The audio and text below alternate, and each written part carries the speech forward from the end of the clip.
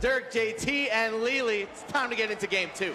Yeah, for what I've seen, just going through our archives of the archetypes that have been used here in 5v5 for Pistons GT, it has just been all inside the arc maestro, so potentially one of the first times that we've seen this. I mean, if we go back all the way to the beginning, maybe some things will be different, but I'm not about to scroll all the way to the very top of that and try to dig through. I'll listen to our best center in 2K League history. Walnut says the 7-1 has anchor and has better three-point shooting. And takes the first 3 of the game there for Detroit, and we'll cash in on it. See if they can try to replicate that. I mean, they had a phenomenal first quarter in that game, number 1, so but it was just slowed down from that point on. So, quick question, Walnut. If it has anchor and it has better three-point shooting, what's the pros to using the 7-footer outside of speed? I think it has better rebounding. That's what I was just looking at when I was seeing the side-by-side. Better rebounding. Well, I think that they need to work on the L2 part before they're worried about the triangle part. But that's just me.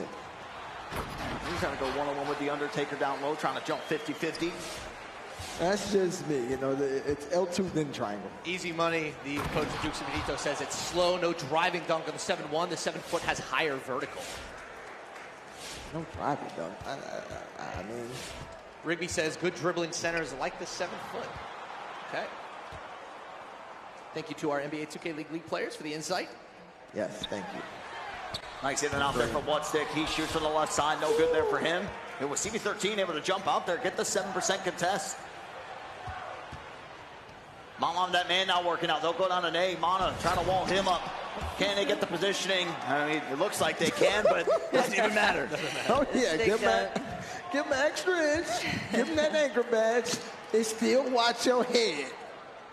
Nice progression from last year to this year. I remember still, we talk about this all the time. His first series on stage in 3v3, he just had Walnut screaming at him for the entire series. Now you see him now, calm, cool, collected. So many different ways that he can help the team, affect the game, both ends of the floor. He's really developed into one of the best in the world. It's great to see. Walnut was on the floor. Huh? He was on the floor talking to him. I was like, Walnut, come on, Dane, bro. Still on the rookie. BSmoove is able to knock down his 2 free throws, his first points of the ball game there. Uh-oh. Turnover? And he'll stay here with Warriors gaming squad. If he was like a little more speed to the right, and he would have got to play out the animation more, it would have been a turnover. Mama gets it over to CB. Trying to take here on the left side. Kenny got work. Oh, look at this. All the way out to the right side. He can't connect. And Nay will get himself another offensive rebound. How many jerseys down there? White. How many white jerseys? Not enough. 2? That is enough. It means 1 put your booty on and 1 jump. Still not enough. And CB13, that has been, honestly, when they start to really pull away in that first game was him shooting shots like that. It gets to open. He's hitting all the opens, though. That's why I said offensively, I feel like this is the best he's ever been. Even though in Season 3 he averaged 33 to 34 points, Season 3 and Season 4 we could kind of call Mickey just a little bit. This time, though, I feel like his dribbling is shooting 50-50s. Like, it's a skill gap in 50-50s. Like, I know Patty Mills is, I done seen a lot of bad shots go in on this game. So I had to say, yeah, he was reaching. Shooting foul there coming off the reach. We've seen that, I think, more in the playoffs than we saw the entirety of the season. Yeah. Question is, I think it's going to be 3 free throws. Yeah, it was a 3. He made the first, able to make the second there as well for CB13. Like I said, it's a weird feeling knowing that we have our MVP at this stage. Everything announced earlier than usual for what we see here in the NBA 2K League. Not the glory with the stats that you would see from somebody of the MVP, but just everything that he brings to the team, the success that they've had as a whole, fully deserving. And what a season it would be if they go on to win the finals. He wins finals MVP on top of that. And see what people think I'm tripping. Duke's Infinito's power forward. Just said it in the chat. Can they box out, please? I'm not just up here talking and trolling. They're playing between the lanes. Kenny got work, will be the one to get the steal. Mama will go back over to Kenny before getting it back to CB13. They'll go overload there again. Nay slips that one early. Mama gets it on the flare up. Still plenty of time to work with 10 seconds on the shot clock. Kenny back over to Mama. BSmoove bumping him around, making it difficult right now for Golden State to get anything. Seese into the mid-range, shoots the pull-up. Just that slight bit of space that he was able to get off the body bump. That's just a dog shot. At the end of the day, you got to tip your hat because that right there is just a dog shot. Pistons are starting to lose the offensive plot here. They're hunting for answers.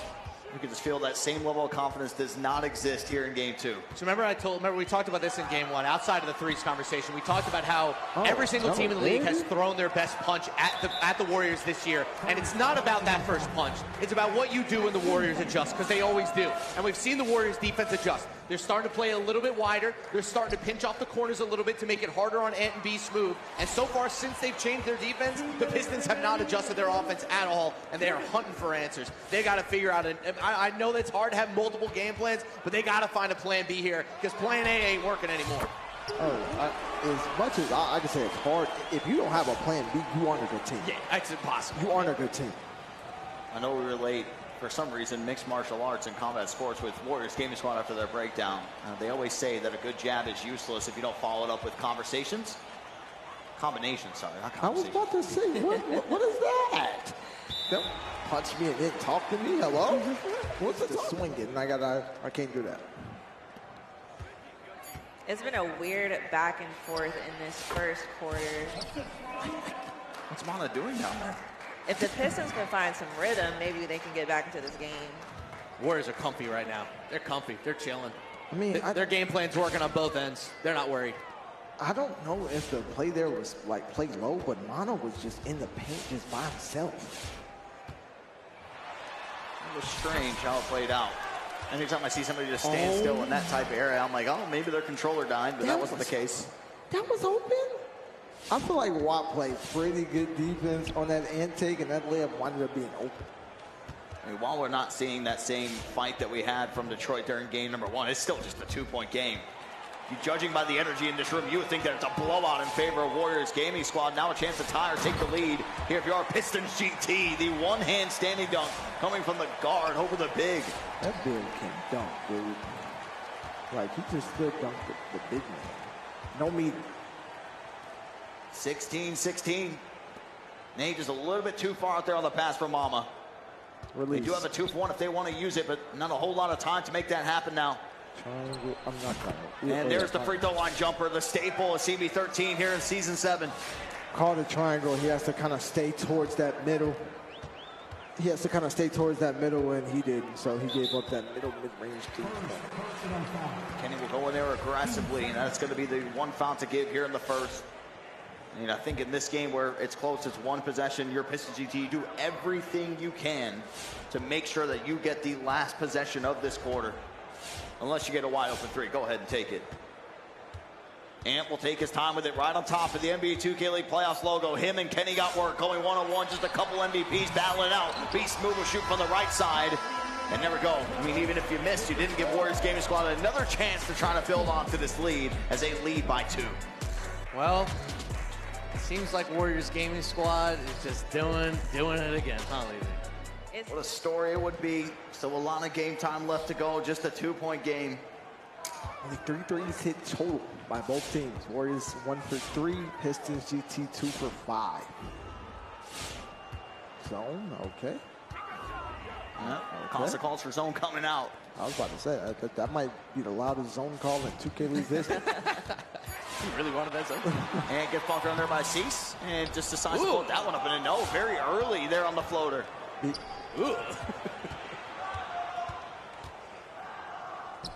Those are definitely the shots you don't want to see in games this important. It really does make you look rattled, but we'll see if he actually is. 2-13 with another in-between shot. That was wide open. It was slightly late. Nice pass up from Ant to Whatsstick. He'll take the 3 and drills it. Pistons GT have taken their first lead here of game 2. The only thing I question mark with that is Ant's trying to back up to shoot a jump shot there. So if he's trying to shoot, that has a release to it in itself. So how does he get it very early on that layup? Like, it has to be, if that's an early, it goes in. Im Dat Man, elbow pull-up jumper will give them back the lead, and we're about to be in constantly changed territory, I feel. We'll get it into Ant. can the Pistons get enough stops this game to keep things close? That was also their big issue in game one, and why we were talking so much about the threes. This is not a good defensive team. They have not been a good defensive team all year. They've been better with stick. They still do not get a lot of consistent stops. So we'll see. Can they slow this Warriors gaming squad offense down? And if they do, can they stop Ney? Because he was really the engine in that third and fourth quarter. Really having to work for it here in the half court for Golden State. And they somehow get that one down to Ney. A couple body bumps coming around. He's always been the bright spot for them. If they just need to keep on to a lead, or if they want to just play the two-trade back and forth, nobody better than Ney with his one-on-one scoring down low. Except in game two when they played Celtics crossover game, and he said I jinxed him by calling him the jab step king. But he's been grinding in the practice courts every single time they play. I remember they all said, "Why'd you say that?" Oh, that's awful. Nice shot there from Connor. 11% back to another lead change. I think it's what, like already 4 lead changes in the span of 2 minutes. Tip ya. It's really been a game of twos right now, especially pull-up middies. If they could stop that, whichever team could stop it first, we could see a huge shift in this game. Trying to anticipate where Im Dat Man was going, went in for the reach, gets called for the foul. Mama making me proud. I asked him why he wasn't doing one move, and I've been seeing it. Now he looks like more fluid over dribbling. Ball tries to connect. He was like, I know how to do it. So do it. Jab step. Nope, didn't get it. Here with the back catch, just goes over to Seese. That one clanks hard off the rim. Falls right to Pistons GT. Now a chance to try to add to this lead for the first time the entirety of the game for Detroit. Constant stoppages of play coming in.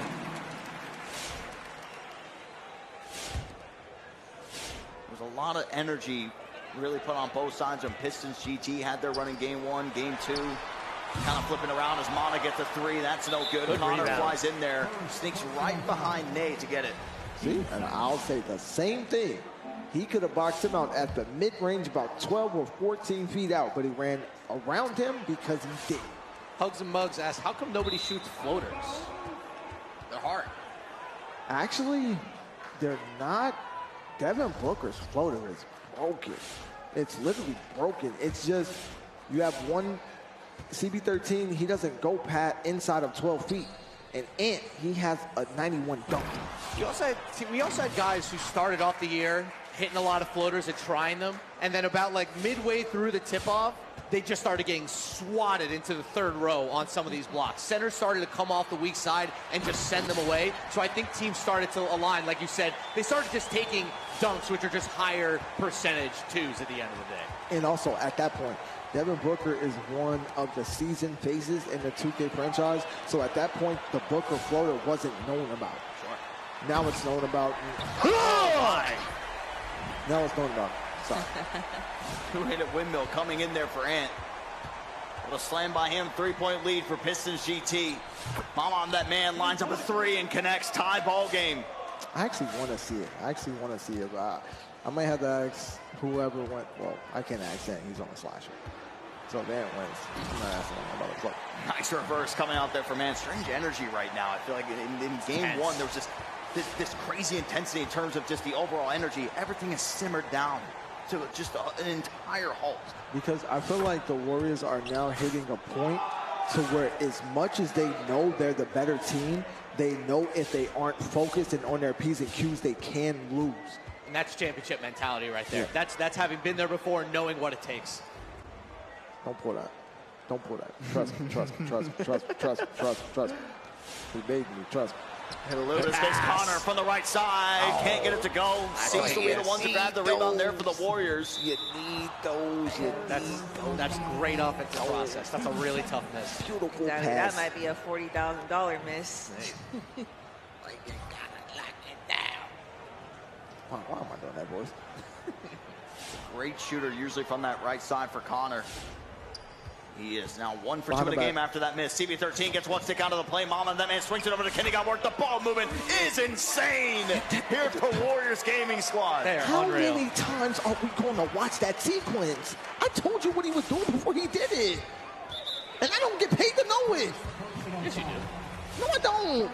I could be up here and make noises and scream all day. Yeah, you wouldn't last very long. I don't know about that one, Chief. Connor with the pump fake. Nate did jump at it. Able to stay directly in front. Ant to BSmoove on the inside. Another one-hand standing dunk coming out there for Detroit. Warriors offense starting to get a little comfy again in the second quarter, starting to get what they want. Pistons got to be real careful. It was Im Dat Man actually set the off ball there. Now to CB13, passes it down to Nate. Here comes the pump fake. Here comes the jab step. Connor out of the play. I think that might have been actually one of the more better chances that they could have had to stop it. I think he got the actual body-to-body contact, which usually when we see that happen and somebody gets a standing dunk, the meter goes really small and they miss it. And shockingly, how low they got, Connor should have stayed between him and the ball. Instead of backing up to like try to actually play the stick dunk, he could have stayed in between the ball because it's so close. That's a steal that's much more easier because of how low the pass is when it's that close. And been holding for the double takeover, I think, every single time that we've seen Pistons GT so far here in the playoffs. Whatsstick is going to take the three here from the right side. Off the back of the rim, pops out. And now Warriors game squad with a 4-point lead. They can add on to this with just 10 seconds remaining in the first half of game 2. CB13 with it.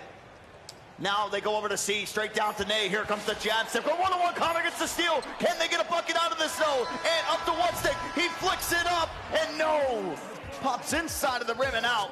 And it's going to be Warriors game squad riding on to a 4-point lead heading in to halftime. The Dubs 1/2 away from the NBA 2K League Finals, 35-31. A great... Welcome back to the NBA 2K League 5v5 playoffs presented by Google Pixel. We're in the second half of game 2 of our Western Conference Finals. Warriors Gaming Squad versus Pistons GT. Dubs up by 4 and up by 1 in the series. We'll open up here with the foul and we'll go to the line for 2. Overall vibe of this game, it almost feels like if you're just watching, you didn't even have a score, you're like, man, the Warriors are dominating this game right now. But still, being able to fight into it, we saw Pistons GT actually end up taking a lead there in that first half as well. But quickly, it was Warriors Gaming Squad getting it right back on the other end as Ant will make his first free throw. He's got 14 points of the game. This one will put him to 15. Had a great offensive outing last time out, but just a little bit slow in terms of his overall production from behind the arc. Came out shooting a lot of 50-50s.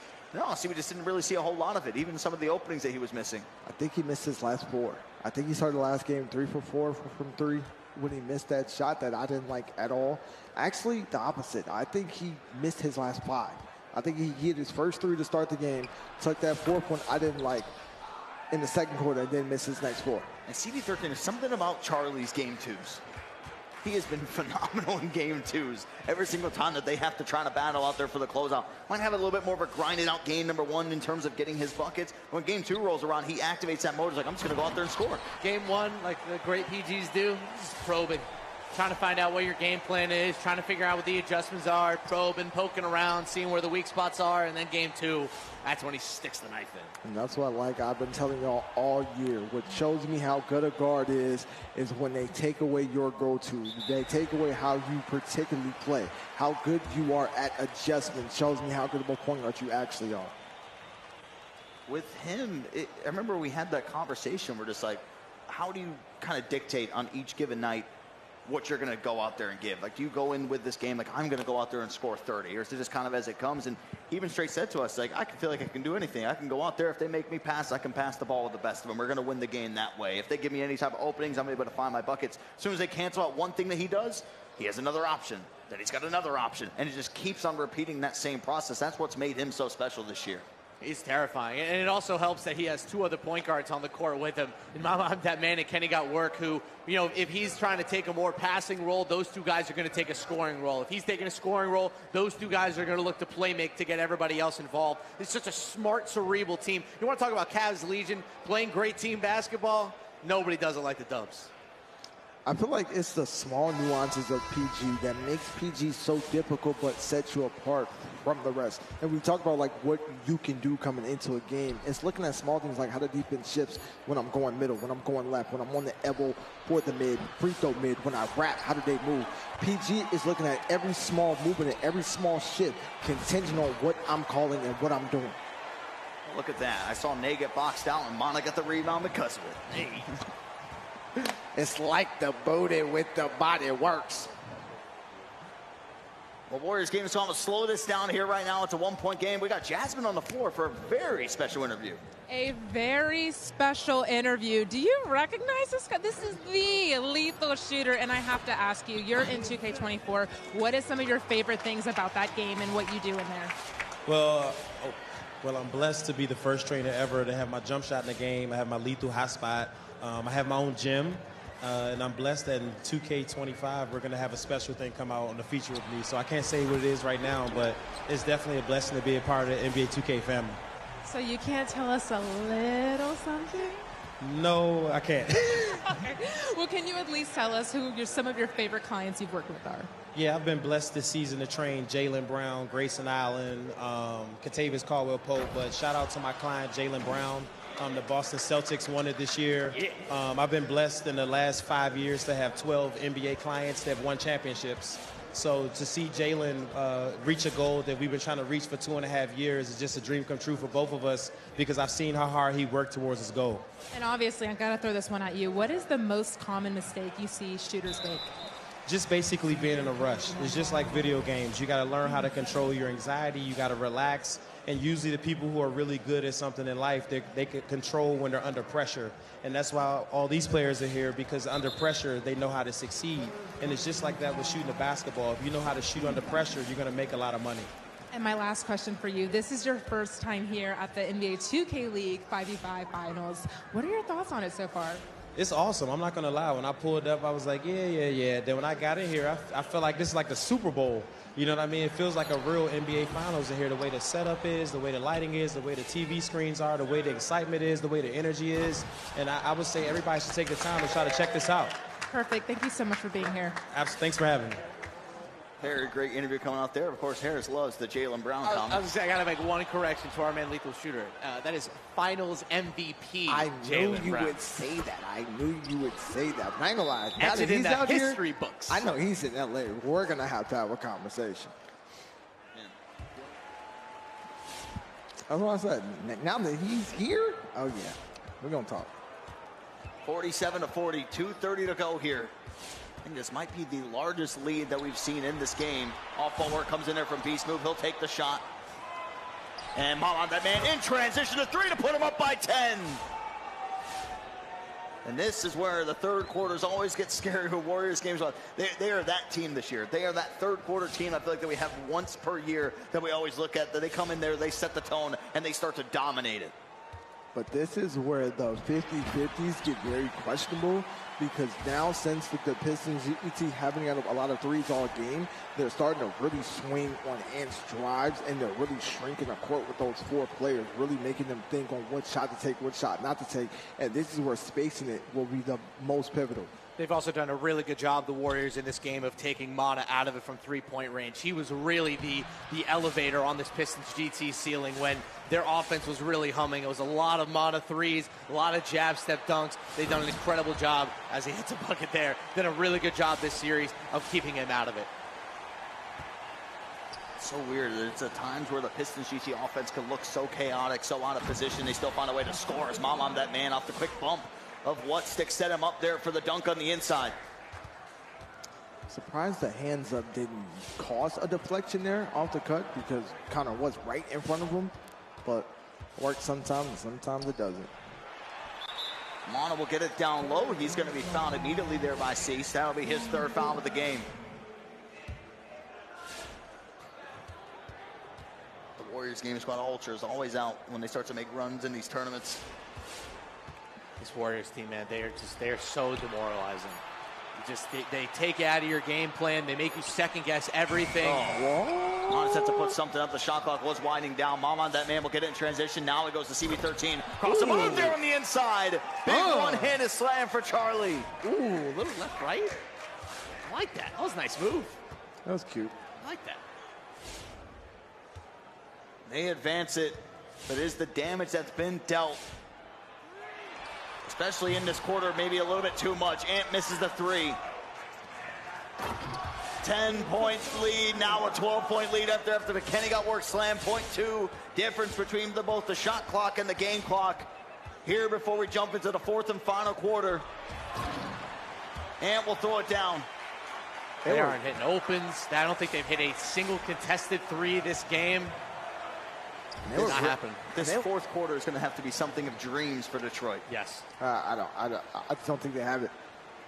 I think nobody's had it all year. They've been searching for this game for 3 quarters. At least last game, they showed us something very promising. This game right here, it's been we can get 2s, we can't shoot 3s. We're playing better defense than we did in game 2 or game 1. But now they'll need just a legacy fourth quarter to force a game 3. They had the most ideal game plan in that first quarter of game 1. You're like, man, if you could just continue that the rest of the way. So, what's the answer? I feel like I'm seeing what I've been seeing the whole time. The Pistons have had ways to mask their plan A, but they don't truly have a set, reasonable, efficient plan B. Yeah. Well, it is the Warriors starting off with the ball here in the fourth quarter. Uh-oh. CB13, Mama, and Nay all with takeovers. Pass it out. And Nay has the finishing takeover. He's actually going to bump him out of bounds there. And shoe size too big. Nay, you got size 15s on down there. Watch the baseline. That's the B-nods. He's got Shaq feet. So they got the stop to kick it off. And now we'll see what Pistons GT can do to try to bring this to within single digits. Ant, the crossover move. It's going to get blocked, I believe. Unless there was just another miss. He got a miss, right? The one mistake he made was once he drove, it was in his right hand. He put it back in his left, which gave him a funky dunk with the right hand, which allowed to get blocked. He keeps that in the right hand. He gets a much better launch pad dunk, but he put it back in that left hand. Don't know if it was on purpose, accident, whatever. But that's what led to that block. Let's see the replay here. If it was a block, I'm zooming in real close for this. Once it goes back in his left hand because he was scared to get pinched. I think it's a missed dunk. Yeah, I think it was a miss. A miss? Yep. Yeah, didn't get a hand on it. Yeah, even one of those cases of a green missed dunk coming out there for Ant. That's a hard miss. Who is that? I think it's one of the Warriors fans. It kind of sounds like Seese. I think that's what I got confused with before. It's definitely not him. It's definitely not Seese, no. Yeah, it's definitely not Sasuke. He'll talk, but not with that much energy. CB13 gets the play on his backside. Oh, my God. If you go back and look over the course of this series, of the greens that CB13 has gone up for opens, that has been the difference maker. I'm telling you, skill gap. It's a skill gap to it. See, look. See that? Oh, BSmoove could have had the shot there off that first move. They do get it over to Whatsstick, and Nay's down there. See? There's Mono just trying to fight 1v2 against the Warriors gaming squad players. They will slow it down. 4 minutes away, our Warriors gaming squad from making back-to-back finals appearances. Only other team to do that in NBA 2K League history, Wizards District Gaming in Season 3. Season 4. But the question is, will they be able to get the title? Pistons GT, call timeout. Now the energy has really started to ramp up. Warriors gaming squad can almost taste it. At some point, they got us down. That's why I was so happy about what they tried in that first half of game 1. They're trying something different. They went away from it. Well, let's show them to a listening with Pistons GT. Let's see what they got for us down double digits.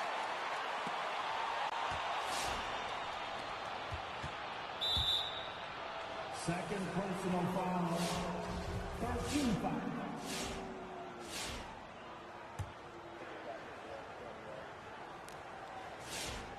Psych, we're back. Psych alive. 64-48. Taking their time with this one. What has just been a clinical performance here for Warriors game squad CB13. Oh, I thought it was great. me too, but You want something crazy? If it wasn't for Jaden's unbelievable legacy game in the finals, the Warriors will have gone 2 straight playoffs without dropping a game on stage. It's just, what do you even do? It's unbelievable. 64-51. Ant hit a 3. Going to have a little bit more of those going down the rest of the way. But this defense has to be something that we have never seen before from Pistons GT. There's going to be a lot of turnovers and not a lot of that. Where's Autumn? push-ups. The only thing I'll say that really just has me questioning not anything, but just a good debate. What would the previous champions have done, starting with season 3? I don't think season 1 or 2, if those 5 are brought back, they repeat. But I think starting with the season 3 Wizards and going forward, those champions, if they were able to bring back all 5, what happens with those teams?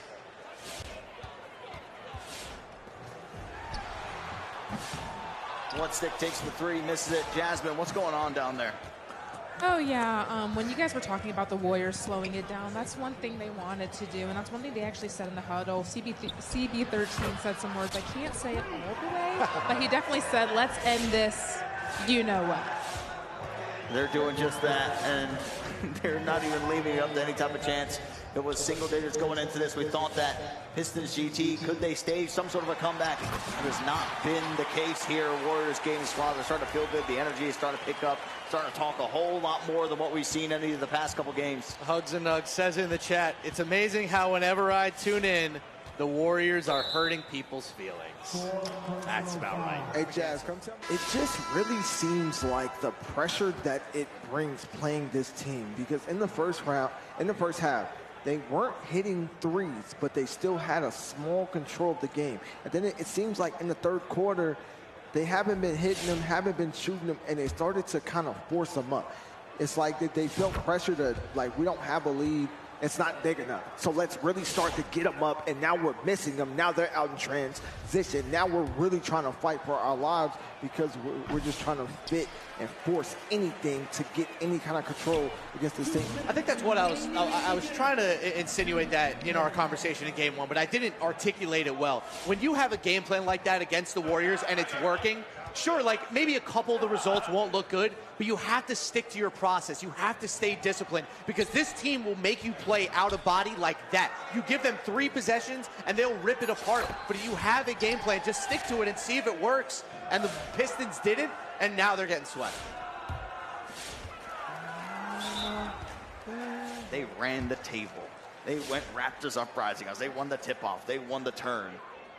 But they're trying to do it different. They're trying to get that title to complete the trifecta here in the league. Doing it is, they've also done it while taking every single team's best punch that they've played. They took the Raptors' best punch. They took the Celtics' best punch. The Bucks, the T-Wolves, the Pistons, all of these Western Conference teams, they've taken their best punch and they have socked them right back, and nobody's been able to respond to them all year. So I wonder, when we see them in the finals tomorrow versus either Boston or Cleveland, is a team going to be able to handle their punch and fight back? Because so far, when these teams lose their plan A, they completely fall apart against this team. We're going to have to see one of these East teams tomorrow play a little out of body and try to do something really, really special. And what makes it even scarier is, the best part about this is, you still a game 1 against them before the finals. You only need 1 more.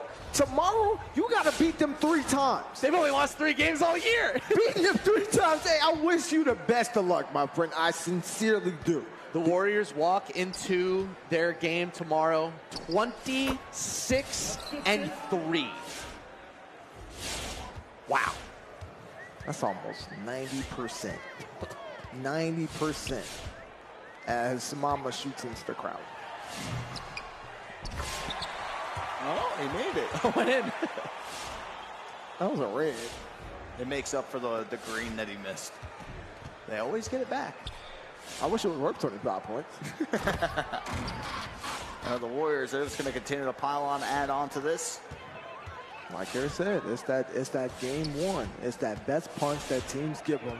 And after that, it's demoralizing, because you feel like you just gave them everything and it meant nothing.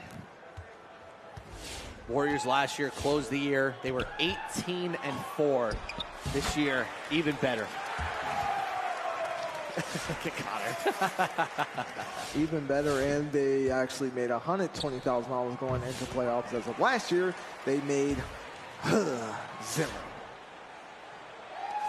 Mana will just jab step it, get the stick dunk in there. The Warriors gaming squad, they have officially done it. 78, make it 80 to 64 here in this. The Western Conference has the same representative that they had last year. They won the championship just 1 year ago. They are on the road to do what has never been done before here in the NBA 2K League. Win the tip-off, win the turn, win the finals. They are officially our first team booked in, and we will get to see now who is going to be representing the Eastern Conference Finals coming up here shortly.